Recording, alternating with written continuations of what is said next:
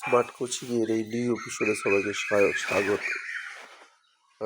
এখন পরের পর সিরিজ দেওয়া হচ্ছে সায়েন্টিফিক স্মার্ট কোচিংয়ে ডি ফার্মা সেকেন্ড ইয়ারের বিভিন্ন চ্যাপ্টারের কনসেপচুয়াল আলোচনা করা হচ্ছে, যাতে কনসেপ্ট ক্লিয়ার হয়। বেঙ্গলিতে আলোচনা করা হচ্ছে, তোমরা বাংলা মিডিয়াম যাদের একটু সুবিধা হয়।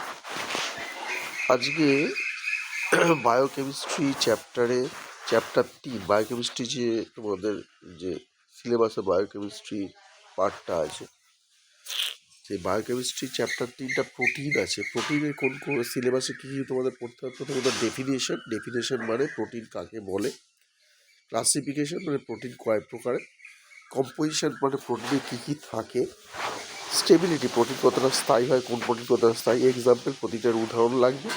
সাব ইউনিটি ডিটেল কম্পোজিশন, প্রোটিনের ভেতরে কম্পোজিশনটা টেস্ট, অর্থাৎ প্রোটিন কীভাবে শনাক্ত করবে, কোন প্রোটিন কী তার টেস্ট, এবং ডিজিজ প্রোটিন না খেলে বা প্রোটিনের অভাবে কী কী রোগ হয়। তাহলে এইটা হচ্ছে ওভারভিউ প্রোটিন সিলেবাসে প্রোটিন নিয়ে যা যা পড়বে তাহলে একটা ওভারভিউ।